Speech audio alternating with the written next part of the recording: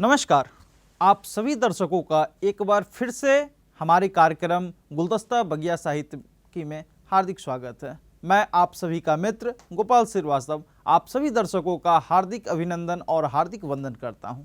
मित्रों, जीवन संग्राम के इस रन में वक्त का पहिया धीमा चलता है।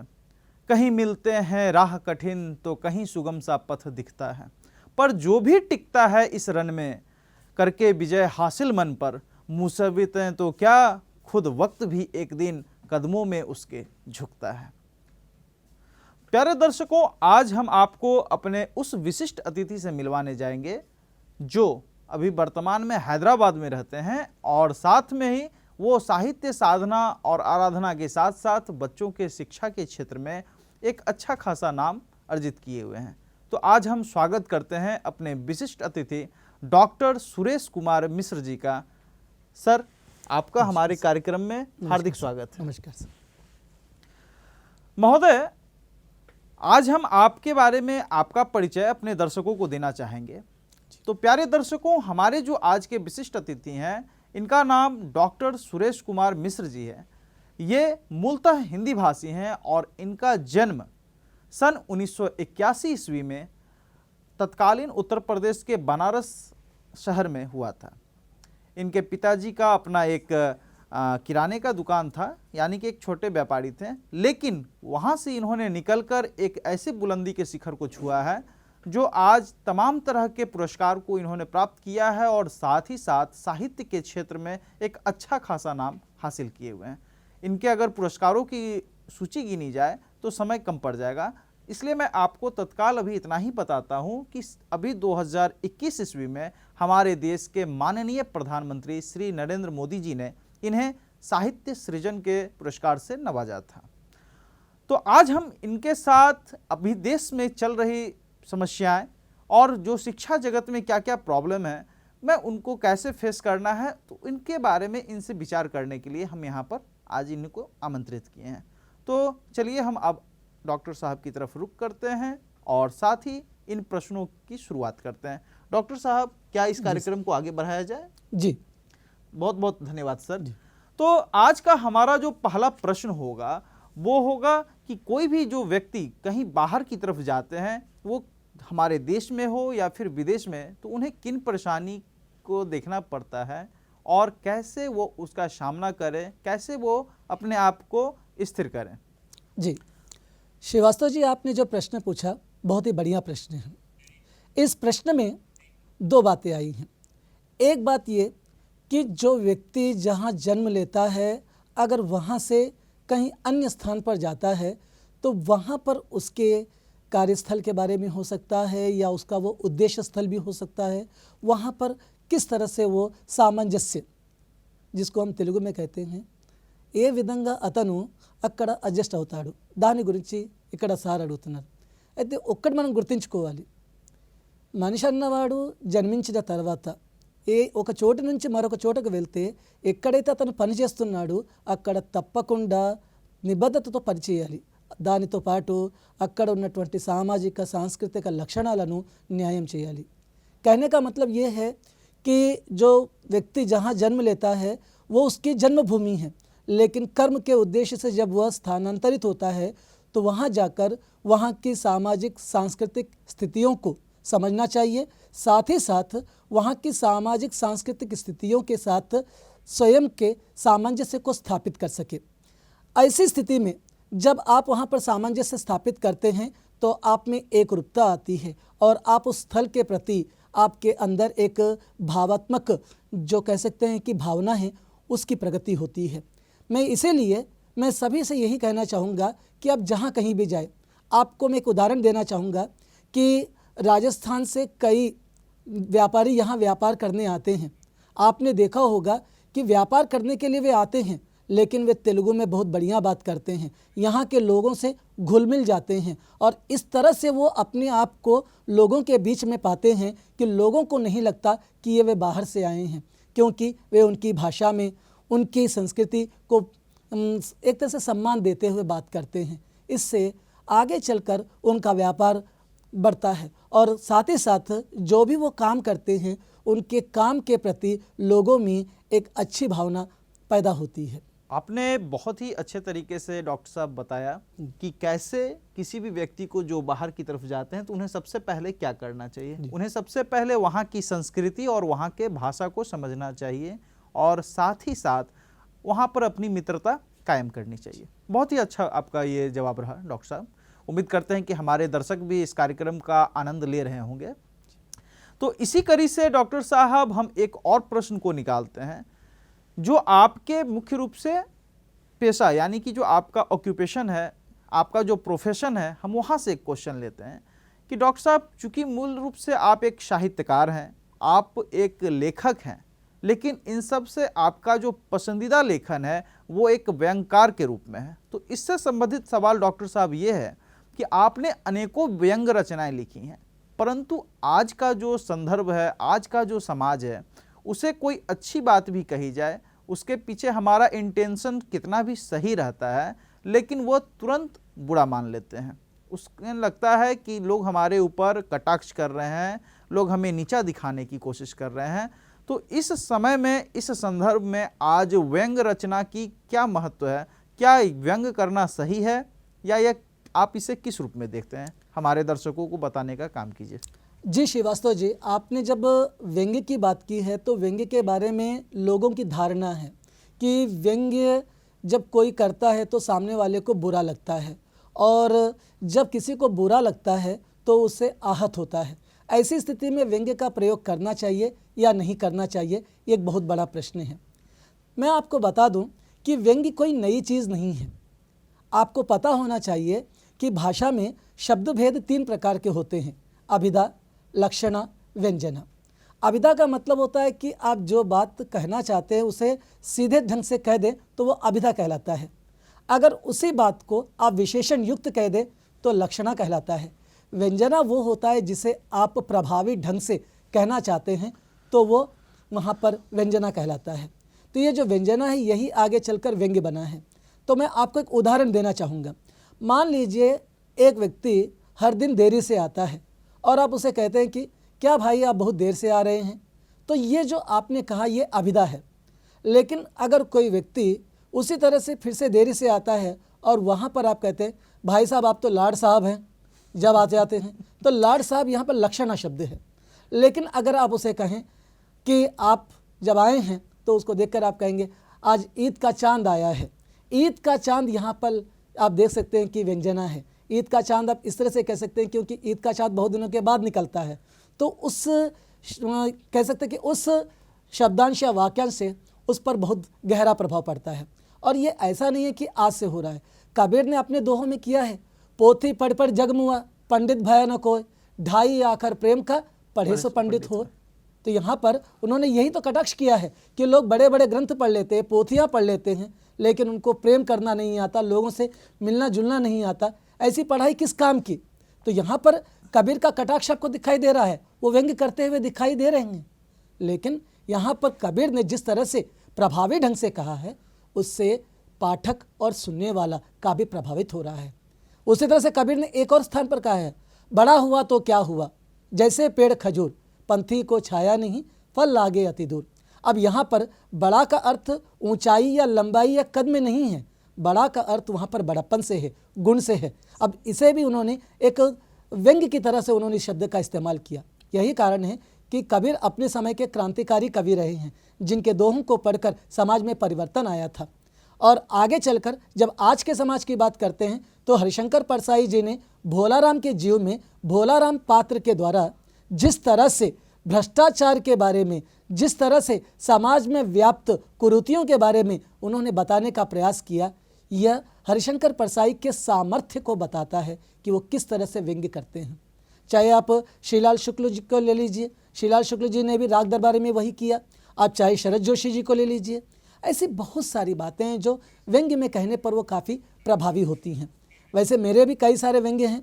वैसे मैंने भी पुस्तकों के अनदेखेपन को लेते हुए मैंने भी व्यंग्य किया था किताबों की अंतिम यात्रा, जिसमें लोग पुस्तकों की समीक्षा करने के लिए पुस्तकें तो ला लेते हैं लेकिन उसकी समीक्षा नहीं करते, बल्कि उसे किसी कोने में धर देते हैं और वो अनुपेक्षा की शिकार होती है। बहुत ही अच्छे तरह से आपने व्यंग की रचनाओं के बारे में हमारे दर्शकों को बताया डॉक्टर साहब। डॉक्टर साहब, अगर आज का जो समय देखा जाए तो आज के समय में हमारा जो समाज है, हमारा जो परिवेश है, वो शिक्षा के प्रति आकर्षित हो रहा है। लेकिन अगर देखा जाए तो जिस चीज़ की हमने कल्पना की थी कि हम विश्व गुरु बनेंगे, हम समस्त विश्व का मार्गदर्शन करेंगे, यानी कि जो हमारा एक माइंड सेटअप किया गया था, अभी भी आज हम देखते हैं तो हम उस सेटअप के बहुत ही नीचे हैं। और दूसरी बात कि अपने आप को आधुनिक बनाने के चक्कर में, मॉडर्न बनाने के चक्कर में हम अपने पुरातन संस्कृति और धरोहर को धीरे धीरे कहीं ना कहीं उनका लोप करते जा रहे हैं। डॉक्टर साहब, क्या आप हमारे दर्शकों को इसके बारे में बताना चाहेंगे कि इसका हम कैसे रक्षा कर सकते हैं, कैसे हम अपनी संस्कृति और धरोहर को बनाए रखते हुए उस ऊंचाई को प्राप्त कर सकते हैं? कृपया हमारे दर्शकों को बताइए। जी बिल्कुल, श्रीवास्तव जी ने आपने जो बात कही है बहुत बढ़िया बात कही है कि आज जिस तरह से शिक्षा का जो प्रभाव व्यक्ति पर पड़ रहा है उसके कारण उसमें परिवर्तन आ रहा है और यह परिवर्तन व्यक्ति के व्यवहार को बदल रहा है। तो यहाँ पर जब हम बात करते हैं व्यवहार की तो हमें इस बात का ध्यान रखना चाहिए कि जिस तरह से एक पेड़ का जो जड़ होता है वो ज़मीन के भीतर होता है, लेकिन उसका जो विकास है आप ऊपर की ओर देखते हैं, यानी कि पेड़ अपनी जड़ों के कारण जुड़ा हुआ है, लेकिन उसका तना, उसकी शाखाएं, उसकी पत्तियां, उसके फल, उसके फूल सभी ऊपर की ओर विकसित होते हुए दिखाई देते हैं। इस तरह से अगर देखा जाए तो हम इसे ही उदाहरण ले सकते हैं। आज भारतीय संस्कृति, भारतीय परंपरा, भारतीय रीति रिवाज आदि का पालन करते हुए भी हम अपनी शिक्षा दीक्षा को एक आदर्श के रूप में प्रस्तुत कर सकते हैं। ఇక్కడ ఒక విషయం గుర్తించుకోవాలి, మన సంస్కృతి అనేది మనకు చాలా ఇంపార్టెంట్, చాలా ముఖ్యమైనది. సంస్కృతి లేనిది మనం బతకలేము. ఎందుకంటే సంస్కృతి అనేది మన గుర్తు, అదే మనని ఏం చేస్తుందంటే ముందుకు తీసుకెళ్తుంది. కాబట్టి సంస్కృతిని ఎప్పుడు కూడా మర్చిపోకూడదు. మంచి సంస్కృతి గల వ్యక్తి తన విద్యాభ్యాసాన్ని మంచిగా నలుగురిలో తీసుకెళ్ళగలుగుతాడు. అతను నలుగురిలో దానికి ఒక ఆదర్శంగా చూపించగలుగుతాడు. విద్యాభ్యాసం అనేది మన అర్హతని బట్టి ఉంటుంది. అది ఎలా మనం చేస్తున్నామో దాన్ని సరైన విధానంలో చేసినట్లయితే తప్పకుండా నలుగురిలో మనము ఒక రకంగా చెప్పాలి అంటే మెప్పులు పొందుతాము. కానీ అదేవిధంగా ఏదైనా మనము తప్పు చేసినట్లయితే అది మన విద్యాభ్యాసాన్ని లేకపోతే మన సంస్కృతిని అది దెబ్బతీసినట్టు అవుతుంది. కాబట్టి ఇలాంటి విషయాలు కాస్త జాగ్రత్తగా ఉండవలసిన అవసరం ఉంటుంది. तो यहाँ पर इस बात का पूरा ध्यान रखना चाहिए कि आपकी शिक्षा दीक्षा का जो प्रतिबिंब है वो आपकी संस्कृति, आपकी सभ्यता है।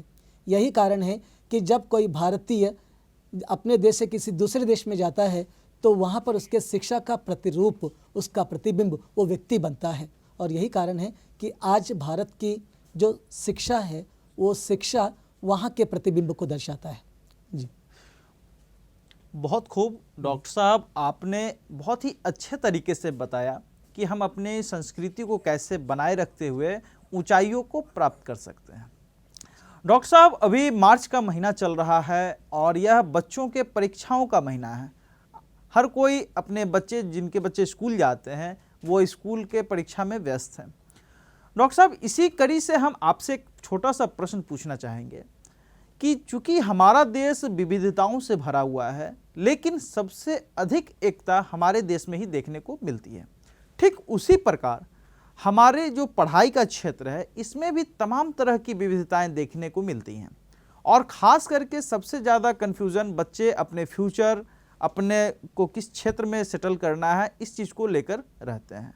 बहुत सारे बच्चे तो ऐसे भी रहते हैं जो 10वीं और 12वीं के सब्जेक्ट का चयन करने में भी वो कंफ्यूज रहते हैं। तो वैसे बच्चों का कैसे दिग्भ्रमण, जो यानी कि वो कैसे कंफ्यूजन है, उनके साथ क्या प्रॉब्लम्स आ रहा है, उनको आप किस रूप में देखते हैं और उनका सॉल्यूशन कैसे किया जा सकता है? डॉक्टर साहब, हमारे दर्शकों को एक बार बताने का कष्ट करें। जी, आपने बहुत बढ़िया प्रश्न उठाया। आप यह कहना चाहते हैं कि बच्चे पाठशाला स्तर पर जब पढ़ाई करते हैं तो उनमें निर्णय क्षमता की कमी पाई जाती है। इसी कमी के कारण बच्चे आगे चलकर दिग्भ्रमित होते हैं कि उन्हें कौन सा कोर्स लेना है। और आपने अक्सर देखा होगा कि बच्चे जब 10वीं कक्षा उत्तीर्ण कर लेते हैं तो उनके सामने अधिकतर एक दो विकल्प बचते हैं कि या तो वो डॉक्टर बनेंगे या वो इंजीनियर बनेंगे, या तो एमपीसी की ओर जाएंगे या तो बाईपीसी की ओर जाएंगे। अब ऐसे समय पर पाठशाला का दायित्व बनता है कि बच्चों में वो एक निर्णय क्षमता का विकास करें। निर्णय क्षमता का विकास कैसे कर सकते हैं? तो इसके लिए पाठशाला स्तर पर बच्चों को आप कई तरह के कार्यक्रम आयोजित कर सकते हैं। जैसे आप बच्चों को काउंसलिंग का सेशन रख सकते हैं, आप उनके लिए कार्यशालाएं रख सकते हैं। वहाँ पर बताइए बच्चों को कि भविष्य में आप क्या क्या कर सकते हैं। जैसे अगर हम बच्चों को कहेंगे कि बेटा आप जो भाषा पढ़ रहे हैं, चाहे वो तेलुगु हो, हिंदी हो, अंग्रेज़ी हो, इन भाषाओं के माध्यम से आप अपना भविष्य कैसे बना सकते हैं। अक्सर होता क्या है कि बच्चों को गणित या विज्ञान के पीछे ही उनको लगा दिया जाता है, जिसके कारण बच्चे विज्ञान और गणित पर ही अपना ध्यान केंद्रित करते हैं। लेकिन अगर बच्चों को ये बताया जाए कि बेटा आप भाषा के माध्यम से भी अपना भविष्य बना सकते हैं। जो बच्चा अच्छी तरह से सुनने के कौशल में निपुण बनता है, आगे चलकर वह एक अच्छा जज बन सकता है। जो बच्चा अच्छी तरह से बोल सकता है, वो आगे चलकर एक अभिनेता बन सकता है। जो बच्चा पढ़ने के कौशल में सक्षम होता है, वो एक एंकर बन सकता है, न्यूज़ रीडर बन सकता है। जो बच्चा लिखने की क्षमता में निपुण बनता है, वो एक लेखक बन सकता है, साहित्यकार बन सकता है, कई क्षेत्रों में जा सकता है। और ऐसा करने से बच्चे का भविष्य एक तरह से कह सकते कि स्वर्णिम हो सकता है। ఇక్కడ ఒక విషయం గుర్తుంచుకోవాలి, పిల్లలను గణితము విజ్ఞాన శాస్త్రమే బోధించడం అనేది లేదా ఆ వాటిపైనే కాన్సన్ట్రేట్ చేయడం అనేది అది సరైన పద్ధతి కాదు. పిల్లల్లో నైపుణ్యాలు ఉంటాయి, వాటిని గుర్తించాలి. పిల్లలు వినడం, మాట్లాడడం, చదవడం, రాయడం అనే నైపుణ్యాల్లో తమ ప్రతిభను కనబరుస్తారు.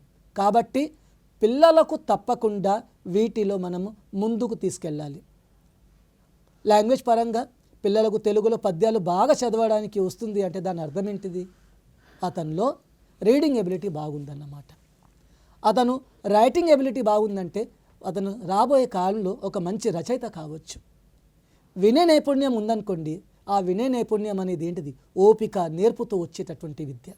అలాంటి వాటిలో కూడా మనం ముందు తీసుకెళ్ళినట్లయితే పిల్లల భవిష్యత్తు బాగుపడుతుంది. అయితే ఇక్కడ ఒక విషయం గుర్తుంచుకోవాలి, ఇవన్నీ ఎప్పుడు జరుగుతాయి? ఎప్పుడైతే మన బడిలో जब पाठशाला में आप काउंसलिंग का सेशन लगाते हैं, वर्कशॉप लगाते हैं, जब आप विशेष अतिथियों को बुलाते हैं, आप बड़े बड़े वक्ताओं को बुलाते हैं और बच्चों का मार्गदर्शन करते हैं, तो बचपन से ही उनको बहुत कुछ सीखने को मिलता है, जिससे कि वो निर्णय करने की क्षमता में अग्रसर होते हैं. Decision making is very very important. Decision making के बिना बच्चा आगे नहीं बढ़ सकता. होता यह है कि बच्चे को इस विषय में अच्छे अंक आए हैं, लेकिन वो निर्णय नहीं ले पा रहा है क्योंकि वहाँ पर माता पिता का दबाव है. बच्चे को समझना चाहिए कि पढ़ाई उसे करनी है, इसीलिए निर्णय उसे ही लेना होगा. बहुत खूब डॉक्टर साहब, आपने बहुत ही अच्छे तरीके से बताया कि बच्चों को कैसे कन्फ्यूजन से मुक्त किया जा सकता है, उन्हें अपने कैरियर में आगे बढ़ने का रास्ता दिखाया जा सकता है या बताया जा सकता है. तो डॉक्टर साहब, इसी कड़ी से हम आपसे एक और भी प्रश्न डालेंगे कि अभी जो हमारी वर्तमान नई शिक्षा नीति 2020 बन रही है, क्या आपने अभी जो इन बातों को बताया हमारे दर्शकों को, इन बातों का ध्यान क्या नई शिक्षा नीति में रखा गया है? इसका मूल उद्देश्य क्या है? और भविष्य में आने वाला जो हमारा भविष्य होगा, इसमें हमें इस चीज़ का क्या प्रभाव देखने को मिलेगा? कृपया हमारे दर्शकों को इस पर भी आप बताने का कष्ट करें. जी श्रीवास्तव जी, अभी तक हमारे देश में 3 राष्ट्रीय शिक्षा नीति का प्रवेश हुआ है. सबसे पहला जो हुआ था वो 1968 में हुआ था. दूसरी राष्ट्रीय शिक्षा नीति 1986 में आई थी और तीसरी 34 साल बाद 2020 में आई। भारत के माननीय प्रधानमंत्री नरेंद्र मोदी जी के नेतृत्व में राष्ट्रीय शिक्षा नीति आज एक नए विचारों के साथ आई है। लेकिन ये जो विचार हैं, ये विचार पाश्चात्य की ओर नहीं, बल्कि भारतीय सांस्कृतिक परंपरा, भारतीय शैक्षिक परंपरा की ओर लौटने का संदेश देती हैं। आपको मैं बताऊं कि आप विश्वास नहीं करेंगे कि जिन बातों को हमारे वेद बताते थे, उन बातों को इससे पहले के शिक्षा नीतियों में भुला दिया गया था।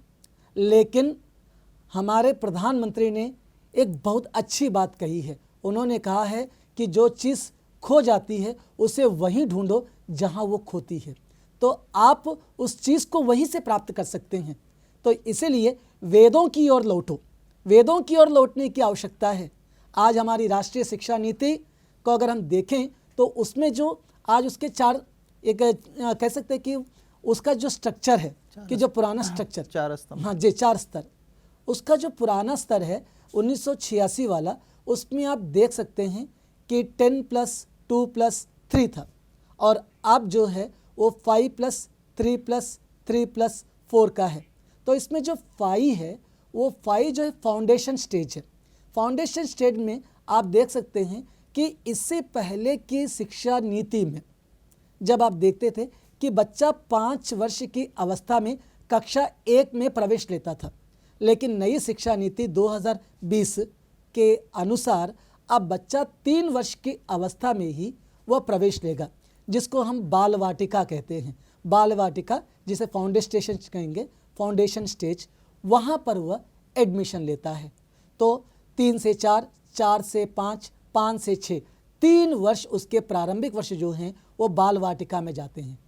आज अगर बच्चा पहली कक्षा में एडमिशन लेना चाहता है तो उसकी आयु 6 वर्ष की होनी चाहिए। इससे पहले ये आयु 5 वर्ष की थी, और आप देख सकते हैं कि इससे पहले की जो शिक्षा नीति थी उसके अनुसार अगर आप नियम का पालन करें तो 6 से 14 वर्ष के बच्चों के लिए राष्ट्रीय शिक्षा नीति बात करती थी। लेकिन अब यह राष्ट्रीय शिक्षा नीति 3 से 18 वर्ष, ध्यान दीजिएगा, 3 से 18 वर्ष तक के बच्चों की बात करती है, क्योंकि 3 वर्ष की अवस्था में ही बच्चा बाल वाटिका में प्रवेश करता है। और बच्चा जब बाल वाटिका में प्रवेश करता है तो वहाँ पर जो स्तर उसके 4 हैं, उसमें जो 5 है, तो उसमें बाल वाटिका की 3 वर्ष, पहली कक्षा दूसरी कक्षा के 2 वर्ष, तो वो आपका पहला स्तर हो गया। दूसरे स्तर में कक्षा 3, कक्षा 4, कक्षा 5, तीसरे स्तर पर कक्षा 6, कक्षा 7, कक्षा 8, और चौथे स्तर पर 9वीं, 10वीं, 11वीं और 12वीं कक्षा को लिया गया है। ऐसे समय पर यहाँ पर यह बताने का प्रयास किया गया है कि प्राथमिक स्तर पर అంటే ప్రాథమిక స్థాయిలో मातृभाषालोने विद्याभ्यासम जरगाली, मातृभाषा में ही शिक्षण होना चाहिए। कक्षा 6 से कंप्यूटर शिक्षा का प्रवेश करवाना चाहिए। 6వ తరగతి నుండి कंप्यूटर विद्या बोधना जरगाली। उसी तरह से कक्षा 6 से ही बच्चों को व्यावसायिक शिक्षा, वोकेशनल एजुकेशन की ओर ले जाना चाहिए। और राष्ट्रीय शिक्षा नीति इन बातों के अतिरिक्त यह भी कहता है कि बच्चों को हमारी राष्ट्रीयता के बारे में, हमारी संस्कृति के बारे में, हमारे धरोहर के बारे में, हमारे भाषा सम्मान के बारे में, हमारे पूर्वजों के ज्ञान के बारे में, हमारे वेदों के बारे में, उन सब का ज्ञान होना चाहिए। और इन सब के ऊपर मैं से पहले देश होना चाहिए और भारत के बारे में पूरी जानकारी होनी चाहिए। इसलिए देश के प्रति जानकारी रखने के साथ साथ उसके प्रति प्रेम भी रखना बहुत ज़रूरी है। राष्ट्रीय शिक्षा नीति एक तरह से राष्ट्रीयता की भावना का सारांश है। కొత్త విద్యా విధానం చెప్పాలి అంటే జాతీయతను పెంపొందించే ఒక సారాంశం. అందుకని నేను అందరినీ ప్రార్థించేది ఒకటే, కొత్త విద్యా విధానంలో తప్పకుండా ప్రతి ఒక్కరూ తమ వంతు పాత్రను పోషిస్తూ అందులో పేర్కొన్నటువంటి అంశాలను నేర్చుకోవాలి. అలా నేర్చుకున్నట్లయితే వాళ్ళ భవిష్యత్తు, వాళ్ళ బంగారు భవిష్యత్తు బాగుపడుతుంది. बहुत खूब आपने डॉक्टर साहब आपने जो बताया कि हमारा जो नवीन शिक्षा पद्धति, नई शिक्षा नीति जो आ रही है, ये किस प्रकार से हमारे लिए लाभकारी है और इसका कैसे आगे भविष्य में अच्छा प्रभाव देखने को मिलेगा। मित्रों, यहाँ पर हम एक लेंगे छोटा सा ब्रेक, तो कहीं जाइएगा नहीं, हम जल्द ही लौटते हैं। ब्रेक के बाद आप सभी दर्शकों का एक बार फिर से स्वागत है। हमारे साथ हैं डॉक्टर सुरेश कुमार मिश्र जी और उनसे हम अलग अलग विषयों पर प्रश्न कर रहे हैं। आप डॉक्टर साहब इस उत्तर में कहीं ना कहीं वेदों और हमारे जो पाश्चात्य संस्कृति थी उसको बारे में बात किया है। तो मैं इसी संदर्भ में एक संस्कृत का श्लोक मुझे याद आ रहा है कि ये शाम न विद्या न तपो न दानम ज्ञानम न शीलम न गुणो न धर्म ते मर्त्यलोके भुवि भारभूता मृगास रूपेण मृगास चरन्ति। इसके बारे में डॉक्टर साहब देखा जा रहा है कि आज का जो हमारा युवा पीढ़ी है वो सिर्फ विद्या के पीछे भाग रहा है, सिर्फ एजुकेशन के पीछे। लेकिन अगर इस श्लोक को ध्यान से देखा जाए तो इसमें ज्ञान, शील, गुण, धर्म जैसी तमाम तरह की बातें की गई हैं। तो उन चीज़ों का हमारे जीवन में कितना असर होता है, वो चीज़ें हमारे लिए कितनी ज़रूरी है, इसके बारे में डॉक्टर साहब कृपया हमारे दर्शकों को बताने का कष्ट करें। जी, बहुत बढ़िया प्रश्न पूछा और ये आज के समय का सबसे ज़रूरी प्रश्न है। क्योंकि होता ये है कि आज बच्चे अंक के पीछे पड़े हुए हैं और जिस श्लोक के माध्यम से आपने ये प्रश्न किया, यह श्लोक चाणक्य नीति शास्त्र के 10.7 श्लोक से लिया गया है, जहाँ पर चाणक्य ये कहना चाहते हैं कि जिसमें विद्या, गुण, तप, दया और जैसे शील जैसे गुण नहीं हैं, वो व्यक्ति एक तरह से मृग के समान विचरने वाला प्राणी होता है, यानी कि वो पशु है। यानी कि हम ये कह सकते हैं कि एक व्यक्ति जो मौलिक बातों को या हम कह सकते हैं मौलिक गुणों को वो अपने साथ नहीं रखता, वो केवल शिक्षा के नाम पर अपने आप को पढ़ा लिखा मानता है, जो सद्व्यवहार नहीं करता, जो लोगों के साथ बर्ताव ठीक से नहीं करता, उसकी विद्या यानी उसकी शिक्षा शून्य मानी जाती है। ऐसी शिक्षा का कोई मूल्य नहीं है। చాణక్యుడు ఒక మంచి విషయం చెప్పాడు. విద్య అనేది చదవడం రాయడంతో రాదు, అందులో ఉన్నటువంటి విలువలతో వస్తుంది. ఆ విలువలను తప్పకుండా పాటించాలి. మనలో ఉన్నటువంటి మంచి గుణాలు, ఆ గుణాలు ఏంటివి?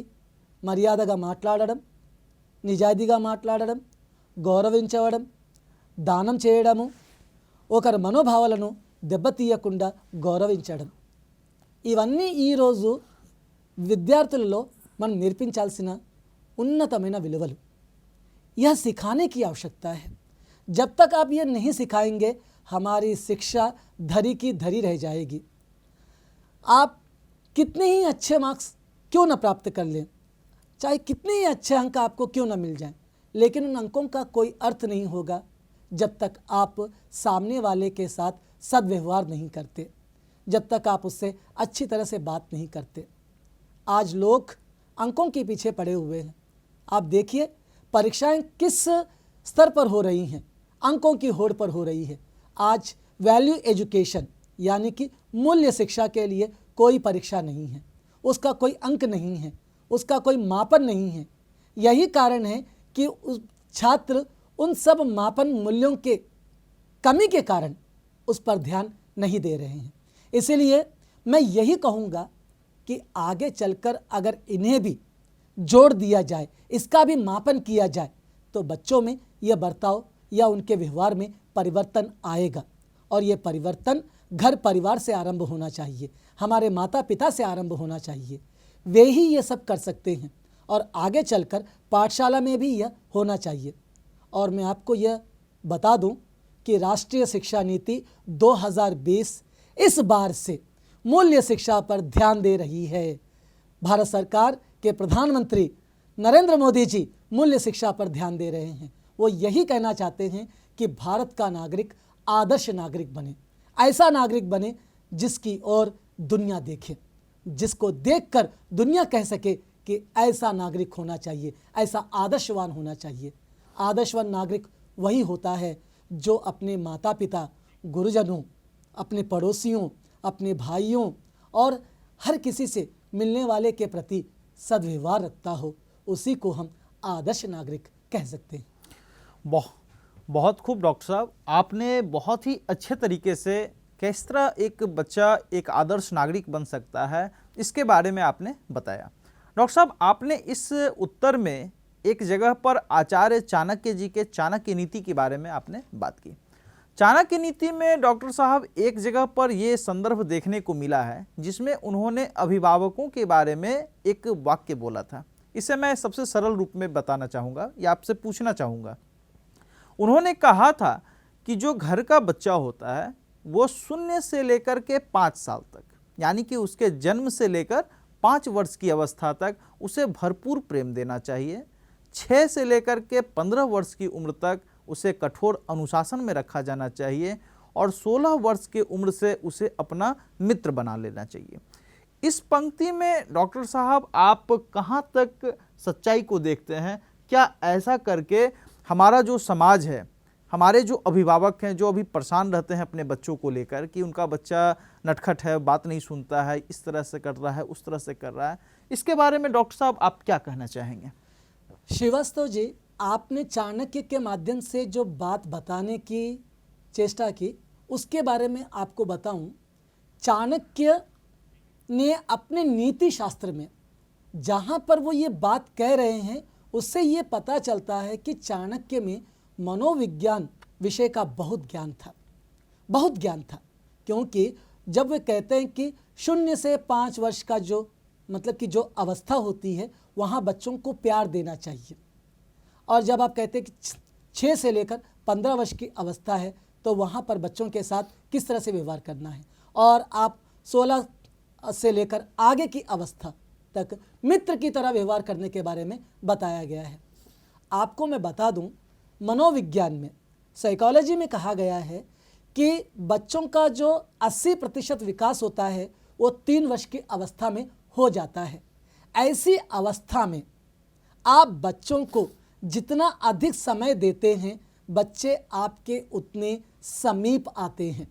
बच्चे चाहते हैं कि माता पिता हमें समय दें, और आपको मालूम होना चाहिए कि बच्चे जो होते हैं अवस्था के अनुरूप अपनी दिलचस्पी बदलते हैं।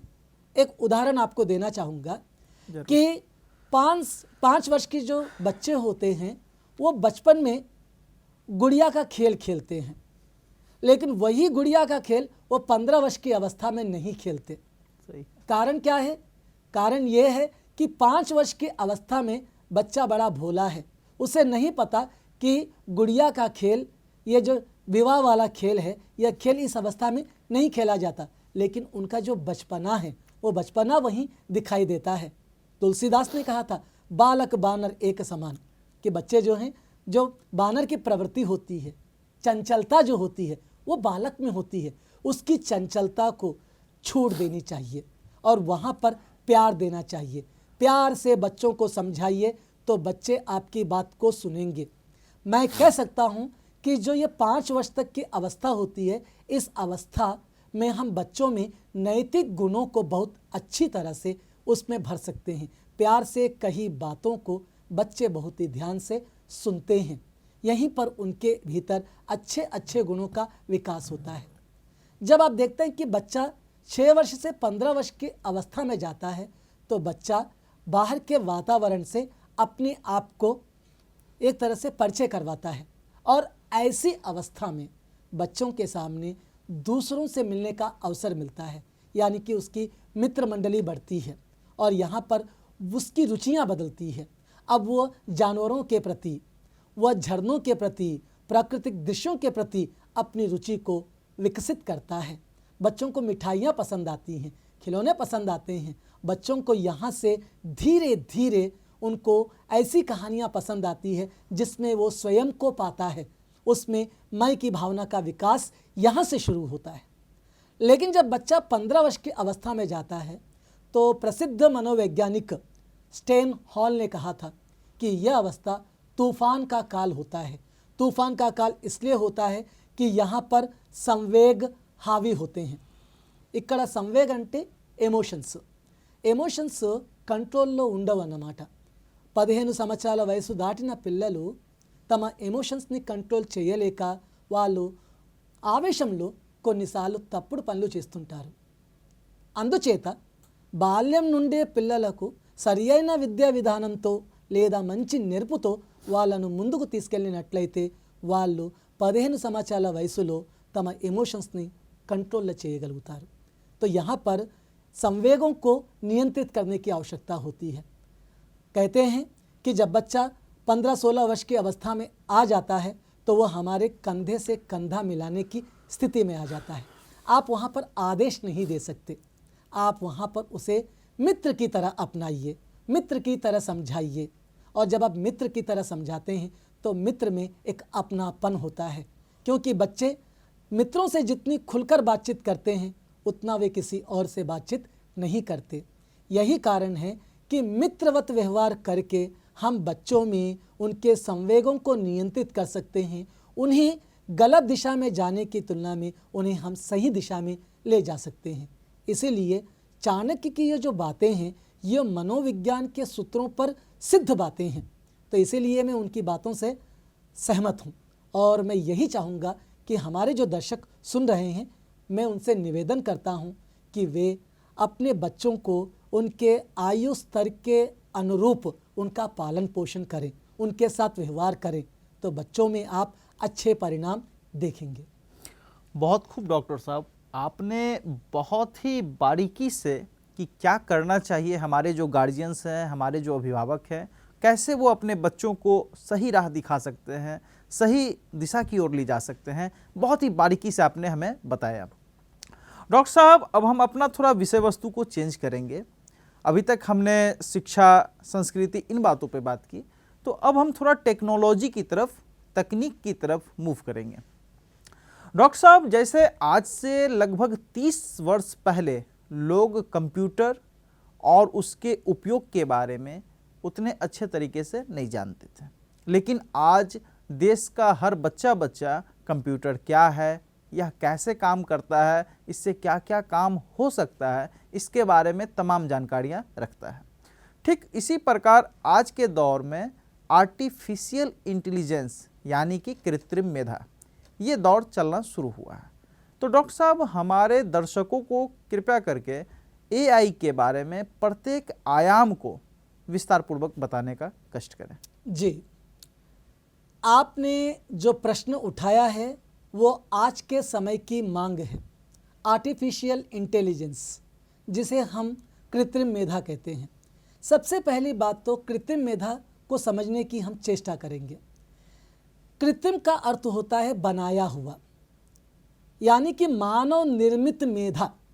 इंटेलिजेंस यानी कि मानव के द्वारा एक मेधा तैयार की गई है जो कि मानव द्वारा निर्देशित कमांड्स को यानी निर्देशों को लेकर उसका पालन करता है. उसे हम आर्टिफिशियल इंटेलिजेंस कहते हैं. परिभाषा के रूप में अगर देखना है तो ये बुद्धिमान मानव के व्यवहार की नकल करने की प्रक्रिया है. नकल करने की प्रक्रिया है. हमारी जो बुद्धि है या जो हमारी जो मेधा है ये सहज है, ये नैसर्गिक है, ये प्राकृतिक है. लेकिन आर्टिफिशियल हमारे द्वारा निर्मित है, हमारे द्वारा कंट्रोल किया जाता है. तो इसीलिए हम कह सकते हैं कि हमारी बुद्धि और उसकी बुद्धि में काफ़ी अंतर होता है. तो जब हम आर्टिफिशियल इंटेलिजेंस की बात करते हैं तो ये होता क्या है, ये काम कैसे करता है, इसके बारे में हमें समझने की आवश्यकता है. आर्टिफिशियल इंटेलिजेंस, जिसे हम कृत्रिम मेधा कहते हैं, ये 3 स्तरों पर काम करता है. पहला होता है कंप्यूटर लर्निंग. कंप्यूटर लर्निंग का मतलब है कि आप जो कोई डाटा उसमें से निकालना चाहते हैं, जो कोई जानकारी निकालना चाहते हैं, आपको पता है कि इस अंतर्जाल के विश्व में आपको कई सारी जानकारियां फैली हुई दिखाई देती हैं. एआई उन जानकारियों को आपके निर्देश के माध्यम से खोज कर निकालने का प्रयास करता है, यानी आपके डाटा को सर्च करता है. उदाहरण के लिए गूगल में आप विजयवाड़ा टाइप करते हैं तो वो आपको विजयवाड़ा की जानकारी देता है। तो ये क्या हो गया कि कंप्यूटर लर्निंग में उस डाटा को निकाल कर बताने की चेष्टा करता है। इसमें जो दूसरा है वह है प्राकृतिक भाषा प्रसंस्करण, नेचुरल लर्निंग प्रोसेस। इसमें होता ये है कि कृत्रिम मेधा मानव की समझने वाली चेष्टा, चिंतन करने वाली चेष्टा, जहाँ पर वो विचार कर सकता है, उस क्षमता को प्रदर्शित करता है। जैसा कि आजकल आप लोग काफ़ी सुन रहे होंगे चैट जीपीटी के बारे में। चैट जीपीटी में हो क्या रहा है कि आप उसमें अगर प्रश्न दे देते हैं कि विजयवाड़ा के बारे में एक निबंध लिखिए, 300 शब्दों का निबंध लिखिए। अगर वही निबंध आपको लिखना होगा तो काफ़ी समय लग जाएगा, लेकिन चैट जीपीटी एक मनुष्य की तरह ही समय लेकर वो क्या करता है, मात्र कुछ क्षणों में आपके सामने एक सुंदर सा निबंध लिख कर दे देता है। आप चाहें तो उसमें थोड़ा बहुत फेरबदल करके आप उसे अपनी मौलिक रचना के रूप में प्रस्तुत कर सकते हैं। कहने का मतलब यह है कि चैट जीपीटी जैसा जो एक नया आर्टिफिशियल इंटेलिजेंस आया है, उसका लोग इस तरह से इस्तेमाल कर रहे हैं। जब आप बात करते हैं इसके तीसरे प्रकार की, वो है कंप्यूटर विजन। कंप्यूटर विजन में होता क्या है कि यह विजन के तौर पर काम करता है। यानी कि इसका अगर उदाहरण देना है तो गूगल लेंस। गूगल लेंस को देखिए आप। गूगल लेंस में क्या होता है, मान लीजिए गूगल लेंस के सहायता से आप एक चित्र दिखाते हैं, तो गूगल क्या करता है कि ये चित्र कहाँ का है, इस चित्र से संबंधित और कौन से उत्पाद हैं, इसका निर्माण कहाँ पर हुआ, इसकी कीमत क्या है, इससे जुड़ी और कौन कौन सी सामग्री है, ऐसी कई सारी बातों को वो बताता है। तो आर्टिफिशियल इंटेलिजेंस का इस्तेमाल हम कर रहे हैं, सभी को पता हम कर रहे हैं। उदाहरण के लिए आप क्या करते हैं, speech to text. Speech to text का मतलब क्या है, आप बोलते हैं, मोबाइल में टाइप होता जाता है। आप लोग मेरे ख्याल से दर्शक करते होंगे, व्हाट्सएप पर आप टाइप किए बिना भी आप अगर माइक का जो बटन है उसे दबाकर आप अपनी बात को बोल दें तो वही टाइप कर देता है। तो ये स्पीच टू टेक्स्ट हो गया। उसी तरह से text to image. Text to image का मतलब क्या है, मान लीजिए आपने लिखा एक बूढ़ी दादी पोते को खाना खिलाती हुई, ये आपने टाइप कर दिया। तो इस वाक्य को कृत्रिम मेधा पढ़कर समझकर वह अपनी कल्पना से एक बूढ़ी दादी का चित्र बनाता है, एक पोते का चित्र बनाता है, और बूढ़ी दादी उसे खाना खिलाते हुए दिखाया जाता है। अब यहाँ पर हो सकता है कि थोड़ी गलती हो जाए। गलती मतलब क्या कि आपने ये लिखा था कि बूढ़ी दादी पोते को खाना खिलाते हुए, आपने ये नहीं लिखा कि भारत की बूढ़ी दादी। हो सकता है कि अमेरिका की बूढ़ी दादी को दिखाए, हो सकता है कि इंग्लैंड की बूढ़ी दादी को दिखाए। तो यहाँ प्रॉम्प्ट यानी कि आपकी जो कमांड्स है वो बहुत अच्छी तरह से देना चाहिए। तो वहाँ पर आप लिखिए भारत की कोई बूढ़ी दादी अपनी पोते को खाना खिलाते हुए, तो वो भारतीय बूढ़ी दादी का जो दृश्य होता है उस तरह से वो उसे दिखाने की चेष्टा करेगा। तो आजकल कृत्रिम मेधा काफ़ी विकसित हो चुका है, जिसके चलते आज दुनिया भर में कृत्रिम मेधा का एक तरह से जादू है। आप देख सकते हैं कि चैट जीपीटी जिसके सीईओ हैं ऑल्टमैन ने कहा था कि यह एक ऐसा आविष्कार है जिससे कि दुनिया में सूचना क्रांति अपने चरम पर है। मैं इस बात से बिल्कुल सहमत हूँ, क्योंकि आज पीपीटी बनाने की ज़रूरत नहीं पड़ती। आप कमांड दे दीजिए, चैट जीपीटी आपका पीपीटी बना देता है। आपको वीडियो एडिटिंग करने की ज़रूरत नहीं है। मान लीजिए कि अभी कोई कार्यक्रम हो रहा है, इसी वीडियो को आप चैट जीपीटी के माध्यम से आप वहाँ पर इसी वीडियो को एडिट भी कर देगा, वो उसे कट भी कर देगा, वो उसे ऐड भी कर देगा, जूम भी कर देगा, उसके साथ संगीत को जोड़ भी देगा। ऐसी सारी क्षमताओं के साथ आपको इस तरह से कृत्रिम मेधा में काफ़ी संभावना देखने को मिलती है। बहुत खूब डॉक्टर साहब, आपने बहुत ही अच्छे तरीके से कि एआई क्या है, ये कैसे काम करता है, इसका भविष्य क्या है, आपने बताया। डॉक्टर साहब, ये मार्च का महीना है और अभी अपना कार्यक्रम आखिरी दौर में चल रहा है, तो हम महिला सशक्तिकरण के ऊपर भी थोड़ी सी बात करेंगे। महोदय, आज महिला सशक्तिकरण और महिला शिक्षा के लिए हर स्तर पर बहुत ही प्रयासनीय प्रशंसनीय कार्य किए जा रहे हैं। तो हम साहित्य के दृष्टि से ये जानना चाहेंगे कि कि हमारे पुराने समय में, प्राचीन समय में किन किन साहित्यकारों ने महिला सशक्तिकरण, महिला शिक्षा और महिला को बराबरी का दर्जा दिलाने के लिए बात की थी। क्या आप उनके बारे में हमारे दर्शकों को बताने का कष्ट करेंगे? जी, आपने जो ये प्रश्न उठाया है ये आधी दुनिया के बारे में उठाया है। ये आधी दुनिया का प्रश्न है, महिलाओं का प्रश्न है। आपको मैं सबसे पहले यह बताते हुए प्रसन्नता हो रही है कि भारत के माननीय प्रधानमंत्री नरेंद्र मोदी ने महिला बिल जो पास किया है वो उन्हीं के सशक्तिकरण का प्रयास है। आज जो 50% आरक्षण की बात हो रही है तो उस आरक्षण के क्षेत्र में अगर हम देखते हैं तो महिला सशक्तिकरण उसी का प्रयास है। लेकिन आपका प्रश्न था कि पहले के समय से या प्राचीन समय से देखें तो आप चाहे गार्गी को ले लें, चाहे आप कालिदास की पत्नी को ले लें, उन्होंने तो महिला सशक्तिकरण के माध्यम से शिक्षा के क्षेत्र में महिलाओं के हस्तक्षेप को दर्शाया है। अगर आप समय के पड़ाव से आगे बढ़ते हैं तो आप देखते हैं कि ज्योतिबा फूले जो उनकी पत्नी हैं सावित्री फूले ने सबसे पहली बार भारत में महिला शिक्षा के लिए प्रयास किया। वो भारत की पहली महिला शिक्षिका है। वे फातिमा शेख के साथ मिलकर उन्होंने पहली पाठशाला की स्थापना की जहां पर बालिकाओं की शिक्षा को सुनिश्चित किया जा सके।